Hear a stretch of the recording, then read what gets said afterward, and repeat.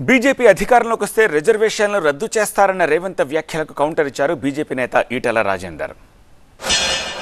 BC జనాభాల దామాష ప్రకారం రిజర్వేషన్లు పెంచాలి అని మేమంటుంటే ఒకవేళ ఆ లెక్కలు పెడితే రిజర్వేషన్లను పెంచాల్సి వస్తుంది.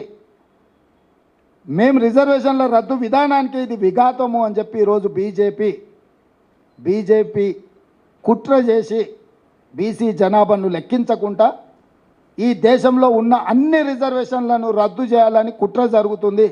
ఎక్కడ కూడా ఈరోజు వరకు ఏ రాష్ట్రంలో కూడా నరేంద్ర మోడీ గారు, అమిత్ షా గారు ఎస్సీ ఎస్టీ బీసీ ఓబీసీ రిజర్వేషన్లు రద్దు చెయ్యము, వాళ్ళ జనాభా దామాష ప్రకారం రిజర్వేషన్లు పెంచుతామని ఎక్కడ కూడా మాట్లాడడం లేదు.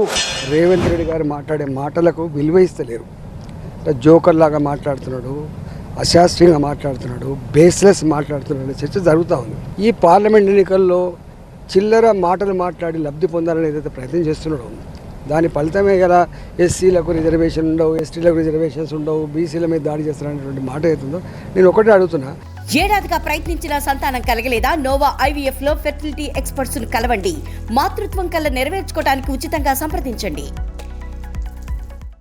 100 సంవత్సరాల చరిత్ర కలిగినటువంటి కాంగ్రెస్ పార్టీ, మీరు ఆనాడు కేంద్ర క్యాబినెట్లో ఎంతమంది మంత్రులు ఎస్సీలు ఉన్నారు, ఎంతమంది మంత్రులు ఎస్టీలు ఉన్నారు, ఓబీసీలు ఎంతమంది ఉన్నారు చెప్పగలిగే దమ్ము మీకు ఉందా అని అడుగుతున్నా. దళిత బిడ్డను మొట్టమొదటిసారిగా ప్రెసిడెంట్గా చేసిన చరిత్ర మాది.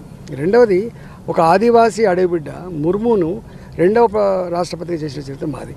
మమ్మల్ని పట్టుకొని ఈ రిజర్వేషన్లు పోతాయి, థర్డ్ క్లాస్ ఆరోపణ, ఈ రిజర్వేషన్లు ఉంటే పోతాయనేటువంటి చర్చ రావడమే అజ్ఞానం.